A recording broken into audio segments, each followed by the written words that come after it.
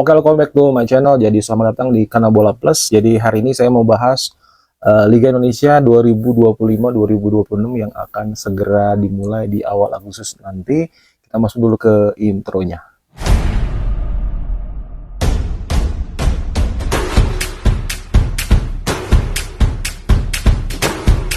Oke, buat teman-teman yang udah tahu semua, artinya Liga Indonesia ini fix sudah dikonfirmasi oleh operator liga akan main di tanggal 8 dan 9 Agustus nanti ya, 2025-2026. Nah, ada beberapa perubahan yang cukup mengejutkan buat kita ya, meskipun sebenarnya untuk publik atau netizen Indonesia sudah nggak aneh hal-hal yang serba dadakan, serba mengejutkan, serba kontroversial, atau yang sedikit-sedikit viral itu yang justru yang menjadi buah bibir atau jadi bola liar di kalangan publik. Jadi setelah kemarin saya juga sudah bahas Piala Presiden yang congratulations juga untuk juaranya, yaitu Port FC dari Thailand, dan runner up-nya yaitu Oxford United yang mereka berdua di final dimenangkan oleh Port FC 2-1. Cuman yang mengakibatkan efeknya adalah hujatan untuk salah satu pemain Arema yang melakukan tackle keras kepada Ole Romeni, yang Ole Romeni adalah pemain pujaan fans timnas ya, karena dia cukup gemilang di 4 pertandingan terakhir, mencetak 3 gol, terus cedera yang berakibat dia harus naik ke meja operasi, meskipun sudah selesai dikonfirmasi hari ini sudah selesai, cuman kembalinya untuk bermain di timnas masih tanda tanya nih, masih 50% ya presentasinya. Kemungkinan kalau untuk September katanya akan dilewatkan, kan ada FIFA match nanti di bulan September, dan akan bermain di Indonesia di round 4 kualifikasi Piala Dunia di bulan Oktober nanti. Apakah oleh Romeni bisa bermain atau tidak, nah kita masih akan update lagi. Nah, jadi banyak bisa dibilang diserang atau dibully untuk beberapa event sekelas Piala Presiden ini, yang konon katanya hadiahnya itu juara pertama akan mendapatkan 5,5 miliar, yang kembali lagi saya spill bahwa telah juga dikonfirmasi oleh Oxford United, hadiah Piala Presiden sebagai preseason lebih besar daripada hadiah juara Piala Liga Inggris, atau yang kita kenal dulu namanya Carling Cup, sekarang Carabao Cup sponsornya. Itu sekitar kalau nggak salah 4,3 miliar atau 4,6 miliar gitu. Jadi masih di bawah Piala Presiden ini gitu, yang cuma diikuti oleh 6 tim dan hanya bermain masing-masing dua kali bermain ya, jadi nggak panjang, nggak kayak cup competition yang biasanya gitu. Kita berlanjut langsung. Jadi efek dari beberapa match di Piala Presiden ini jadi menurunkan ekspektasi publik dengan tidak melihat hadiah yang didapatkan oleh masing-masing klub yang lolos gitu ya, yang ke final maupun peringkat masing-masing peringkat 2 di grup itu gitu. Nah, jadi kick off ini sudah fix tanggal 8, tanggal 9 Agustus September harusnya. Biasanya kick off ini dimulai oleh juara bertahan sebagai pertandingan pembuka ya, dan biasanya itu ketemu dengan juara liga bawahnya atau liga 2-nya gitu biasa. Tapi kan untuk pasti diundi juga kan, baru bikin draftnya, disesuaikan dengan jadwal dan dilemparkan lagi ke masing-masing si pesertanya gitu,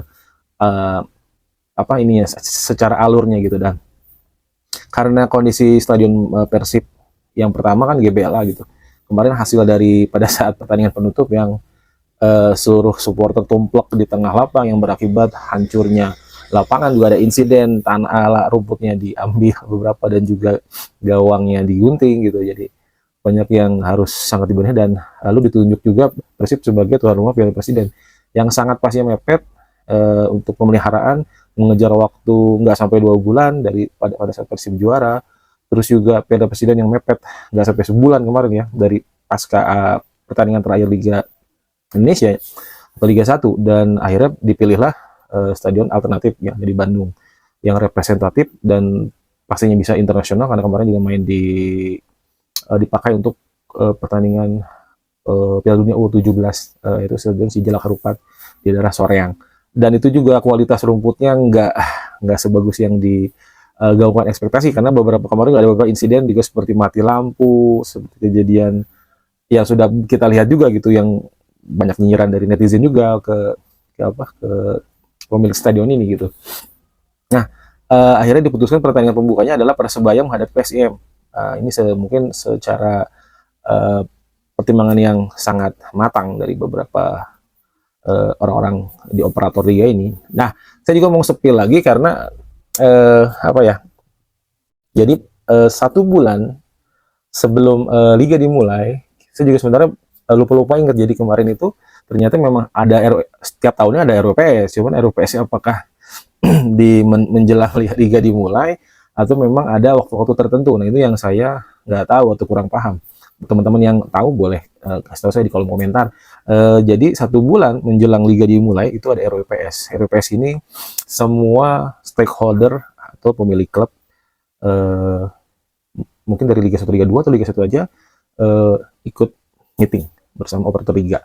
Nah, menemukan dan juga misalkan ada perubahan struktur organisasi, misalkan ketuanya ada pergantian atau memang perubahan hal-hal dasar. Nah, akhirnya yang mengejutkan publik bahwa akhirnya kuota pemain asing ada penambahan dari 8 pemain musim lalu ya, sudah berapa musim ini dengan kuota 8 pemain, 6 di lapangan plus 2, jadi 6 plus 2. Jadi 8 plus 3. 8 asing ini di lapangan dan 3 ini di bangku cadangan. Jadi secara bergantian. Jadi nanti pun kalaupun nanti akan yang 3 ini kalau main akan substitute yang pemain asing ada di lapangan, jadi gantian aja gitu. Nah, sebenarnya ini berita yang nggak baru juga, nggak mengejutkan, cuman yang jadi masalahnya kalau nggak salah pada saat Mei itu saya juga sudah spill juga di video saya bahwa ketua LIB atau operator liga Ferry Paulus mengkonfirmasi bahwa pada saat menjelang berakhir liga dia sudah mengajukan proposal untuk penambahan kuota pemain asing kepada PSSI, terutama mungkin kepada ketum ya PSSI Erick Thohir ya, untuk menyampaikan maksud dan tujuan ini. Dan katanya langsung mendapat jawaban atau dibalas oleh PSSI bahwa proposal permohonan penambahan kuota asing ini ditolak oleh PSSI. Akhirnya Ferry Paulus membuat statement ke publik atau media bahwa dia sudah mengajukan tetapi ditolak dan akan diajukan lagi untuk musim depan. Itu media yang saya tangkap ya, dari media yang beberapa yang dilansir oleh media bahwa seperti itu statementnya. Artinya meskipun publik juga sedikit banyak menyerang Ferry Paulus yang lagi-lagi nada menyerang ya, karena ya apalah pemain lokal jadi nggak kedapatan tempat, atau mungkin ini hanya memperkaya klub-klub yang kuat secara finansial aja, jadi ada ketimpangan gitu, kesenjangan sosial antara klub baru, klub yang tidak banyak sponsornya misalkan, jadi banyak hal yang menyerang. Tetapi dari sisi Ferry Paulus juga pada saat membuat statement juga kembali lagi saya merasa kalau memang statement beliau ini masuk logika saya sedikit banyak ya ya apa namanya ya setuju juga gitu. Jadi pada alasannya karena untuk agar Dewa United dan Persib terutama yang mewakili Indonesia di kompetisi Asia bisa bersaing gitu, karena di luar sana kuota pemain asingnya tidak terbatas, dan itu baru dikonfirmasi mulai tahun kemarin ya. Akhirnya katanya nggak masalah misalkan 11 pemain di liganya ternyata di Champions League atau di bawahnya lagi Challenge League ini cuma 8, jadi ada ini katanya diperbolehkan ya. Tapi ternyata setelah dicek nggak semua negara menggunakan pemain tersebut. Contohnya kayak Jepang yang lebih kuat, yang jadi raksasa Asia juga buat negaranya, timnasnya maupun di klubnya gitu, dia cuma memakai 6 pemain asing kalau nggak salah di lapangan. Jadi memang kayak nggak semua, yang paling banyak itu mungkin di Asia Tenggara Malaysia ya, 8 atau 9 pemain asing di lapangan gitu. Yang lainnya bahkan kayaknya Vietnam cuma sedikit, 4 kalau nggak salah. Nah, kecuali Arab Saudi memang dia sangat terbuka sekali gitu ya. Nah, ini yang akhirnya netizen sepakat bahwa memang sudah seharusnya ini ditolak gitu. Jadi ini di bulan Mei ya, jadi gonjang-ganjing di bulan Mei ke Juni. Tetapi pada saat RUPS kemarin ketok palunya, saya nggak tahu apakah ada siaran langsung nggak di TV nasional atau berita breaking newsnya gitu ya di TV nasional.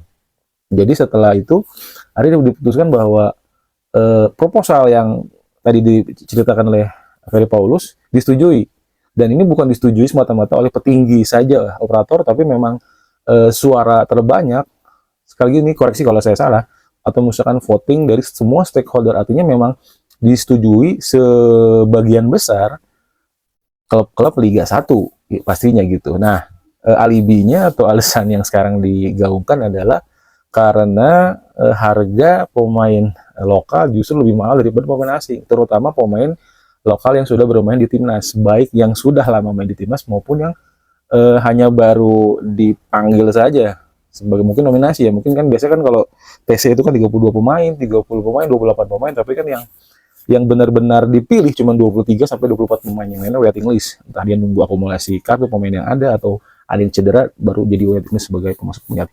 Nah, itu jadi harganya langsung meroket tajam. Nah, ini yang membuat alasan operator liga akhirnya menyetujui dengan kesepakatan bersama, dan itu juga beberapa pro klub juga ya membuat statement yang sama. Jadi karena memang sementara ini ukurannya adalah untuk menurunkan salary cap atau nilai kontrak si pemain ini, terutama pemain timnas atau pemain nasional kita bisa bilangnya. Cuman dengan adanya penambahan kuota ini, menurut saya nggak adil juga gitu, karena makin mengurangi jatah pemain nasional atau pemain lokal. Jadi 11 pemain ini seperti biasa, jadi tetap diselipkan sisipan. Kalau kemarin kalau nggak salah U21 atau U22 ya, sekarang fix U23, artinya pemain di bawah 22 tahun itu ada jatah atau kuota satu kali 45 atau satu babak minimal untuk bermain di lapangan. Misalkan pemain pertama babak kedua boleh diganti, atau misalkan mau gantian si pemain U23 ini gitu, jadi masuk switch. Nah, artinya memang slot pemain yang di lapangan ada 11, 8 pasti asing, 2 pemain lokal senior, dan 1 pemain U23.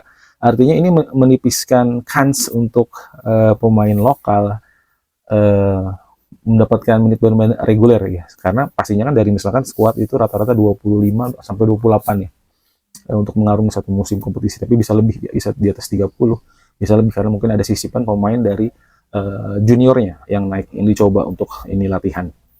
Nah, ini kalau cuma setiap match hanya dua pemain saja plus pemain muda, atau misalkan pemain muda diganti di babak kedua, artinya babak kedua ada kesempatan jadi 3 pemain lokal atau nasional, jadi 2,5 kuotanya di babak kedua. Nah, ini yang menjadi apakah jadi masalah baru.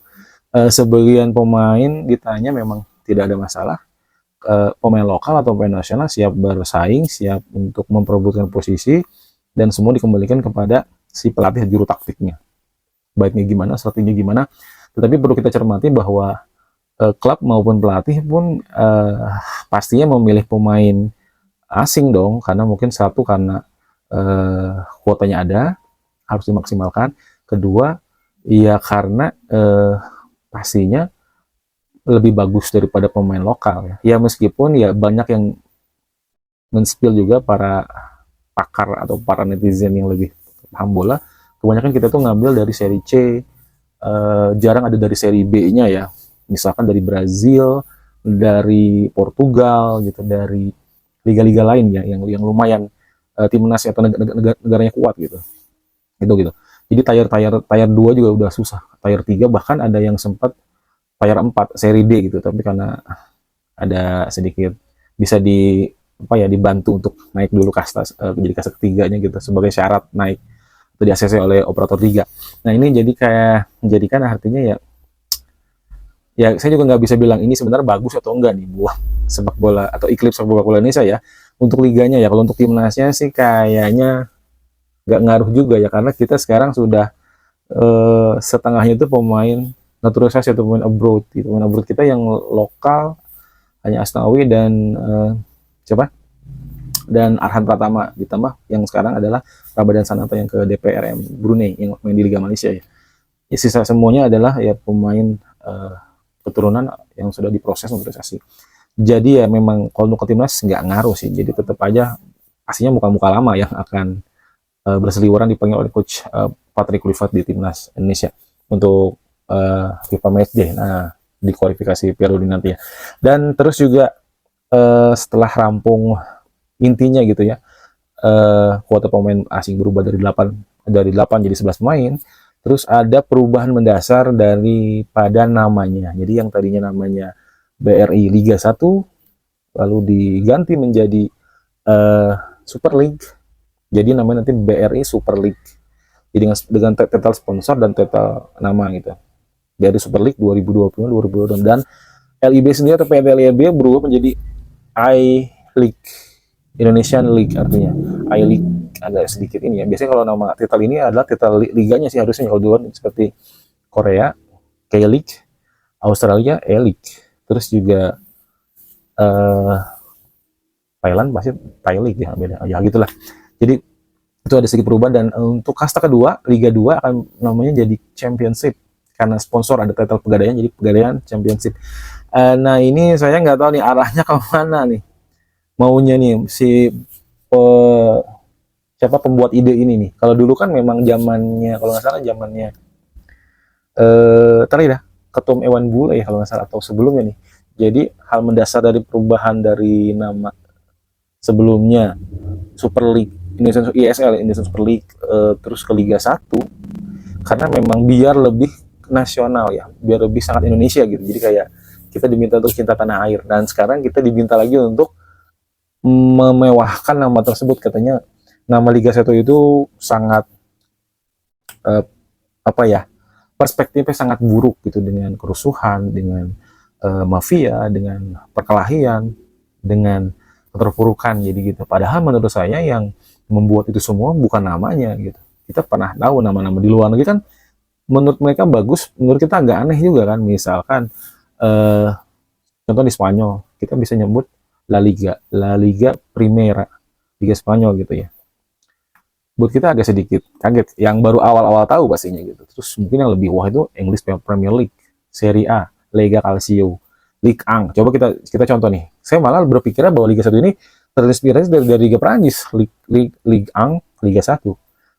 Nah ini kenapa Ligue 1 ini nggak diganti jadi Super League Prancis aja gitu kan? Cuman ya mereka punya filosofi sendiri yang mereka pun nggak asal-asal rubah gitu. Dan saya tahu Ligue 1 ya mungkin sebelum saya lahir gitu sudah ada nama Ligue 1 ya.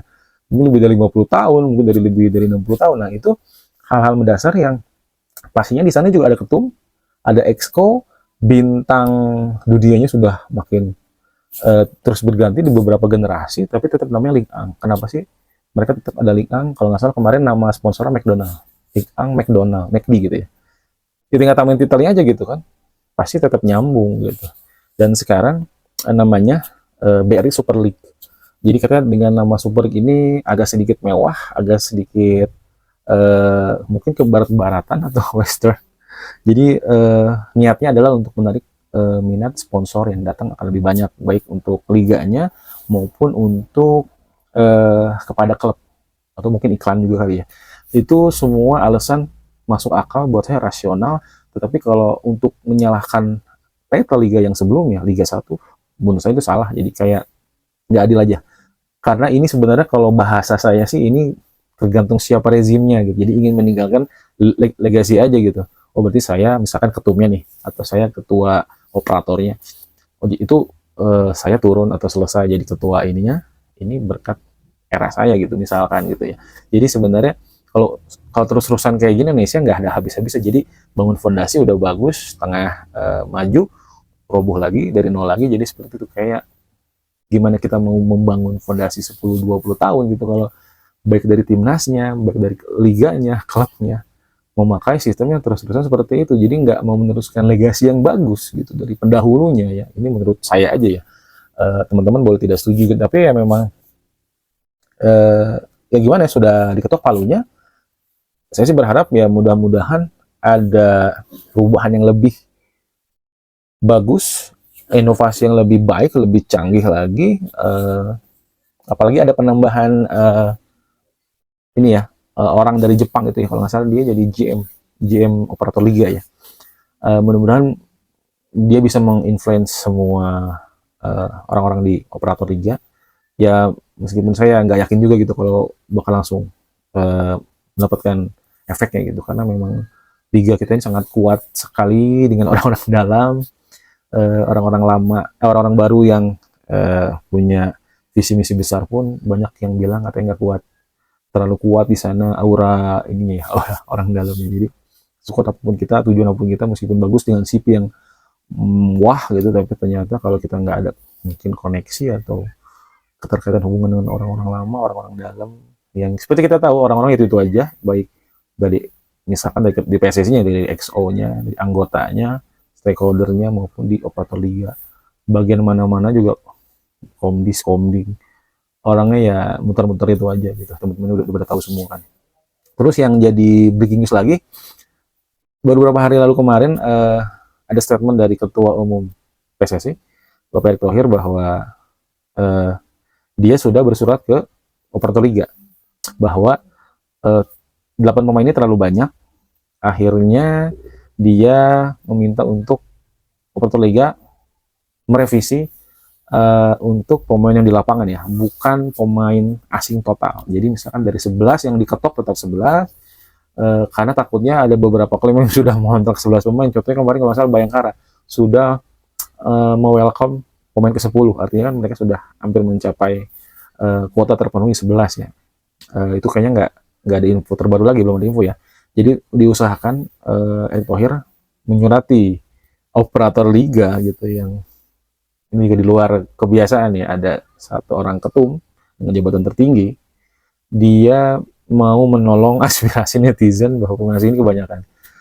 Jadi 7 aja yang di lapangan, jadi 4 yang di bench atau cadang, jadi bergantian. Ya semata-mata kalau saya tahu sih ini untuk menambah slot pemain nasional atau pemain lokalnya jadi 3 artinya kan. Jadi formatnya jadi 7-3-1. Tadi saya bilang tadinya dari 8-2-1, 8 asing, 2 lokal, 1 pemain U23, jadi 7-3-1. Apakah ini ada sangkut pautan dengan kedatangan beberapa pemain timnas seperti Jordi Amat yang sudah merapat ke Persija Jakarta, Rafael Struijk ke Dewa United, dan juga Zenz Raven ke Bali United, agar mereka nggak makin sedikit menit bermainnya gitu. Contoh misalkan Jordi Amat, kalau Jordi Amat sih di Persija, saya yakin sih ini bakal jadi pemain yang pasti dimainkan ya. Dari 11 pemain Persija ini kiper sudah pasti asing ya, karena kemarin cedera akan diganti kembali oleh Andri Tani, Carlos Eduardo. Backnya itu kemarin Kudela sama Rizky Ridho. Kalau Jordi Amat ada mungkin Jordi Amat dan Rizky Ridho. Nah tinggal nunggu pemain lokal 1 sama pemain U23 ya. Kalau nggak salah mungkin jatuh ke Rehan Hanan pemain U23-nya. Tinggal cari 1 pemain lokal lagi gitu. Kalau cuma 2 ya Rizky Ridho aja dengan Jordi Amat gitu. Jadi sangat sedikit kemungkinan, ditambah lagi kalau misalkan ke tim lain ya, ke Dewa United yang ini sih kalau saya bilang harusnya sih jadi juara ya, karena ini benar-benar squad dream team banget, semuanya merapat ke sana.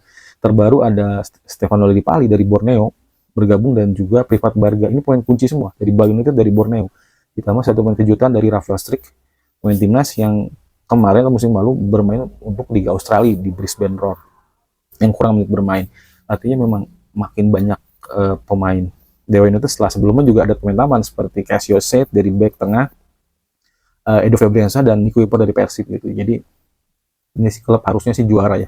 Yang bisa mengalahkan Dewa United adalah, kalaupun Persib juara ini karena semata-mata karena kejeniusan dari Bojan Hodak.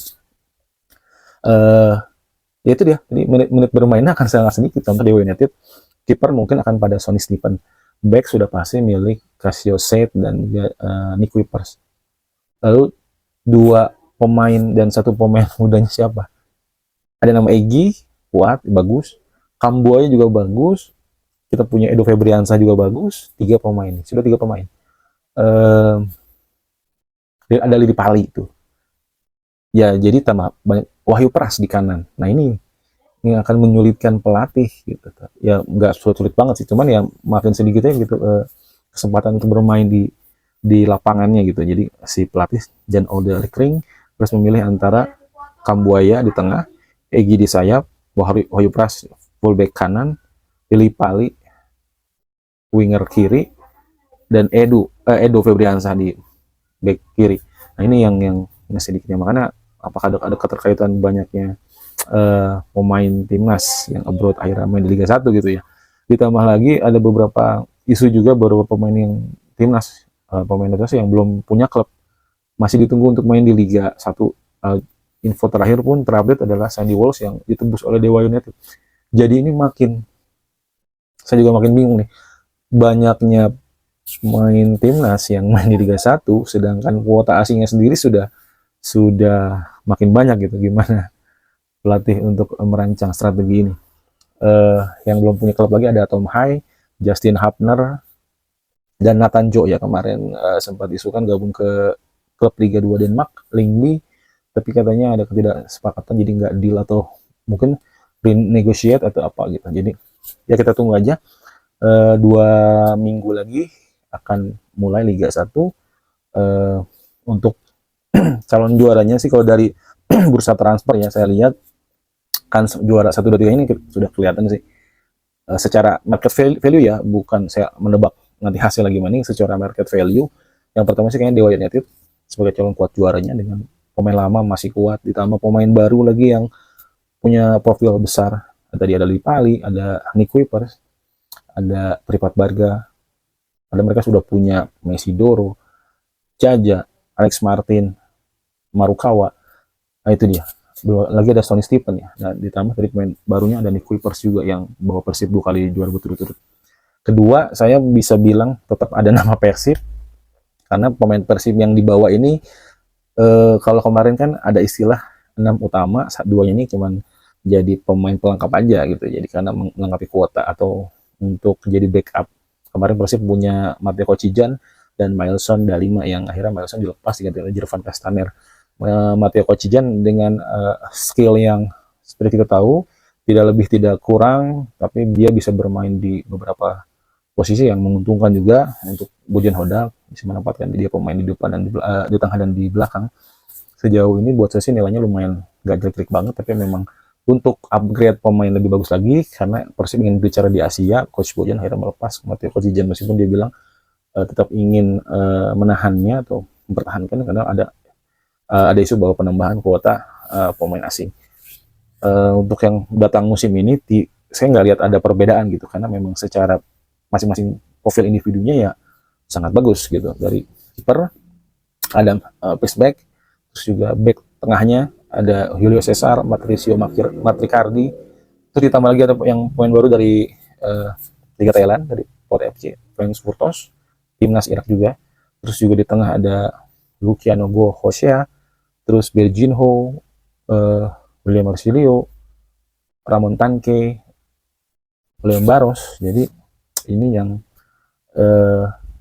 buat saya pikir justru lebih kuat daripada pemain asing Persib yang tahun sebelumnya gitu ya. Nah, permasalahannya adalah ini semua pemain baru yang jadi bisa mengalahkan mereka adalah adaptasi, kekompakan teammate mereka nih gitu sampai sejauh mana Persib infonya akan TC ke Thailand. Dan untuk peringkat 3 sih yang menurut saya layak menjadi calon juara adalah Bali United dengan pelatih barunya dari Liga Belanda, dari kalau nggak salah klub PSV Zwolle ya, mantan klubnya siapa? Eleanor Renders.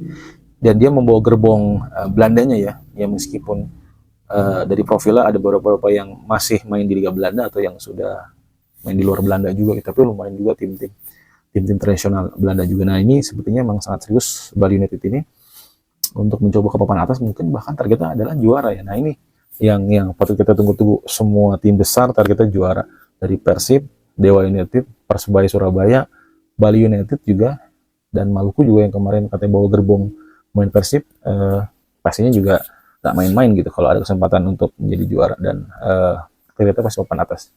Belum lagi Persija, Borneo FC juga, artinya mungkin seperti Liga Inggris, jadi bukan istilah Big Four lagi, mungkin ada 6 tim besar atau 7 tim besar yang akan memperebutkan papan atas. Ya ini yang jadi makin seru Liga Indonesia gitu, bukan liga-liga luar seperti Liga Malaysia yang didominasi oleh klub satu aja gitu, satu klub besar itu GD7 Johor Darul Ta'zim. Karena Liga Indonesia ini sangat seru persaingannya dan juga diamini oleh beberapa pemain baik yang masih bermain di Indonesia maupun yang sudah tidak main Indonesia gitu. Berikut dengan pengamat-pengamat juga gitu, melihat Indonesia ini sangat seru di antara masing-masing tim, konstelasi klasmen bisa berubah di tiap pekan.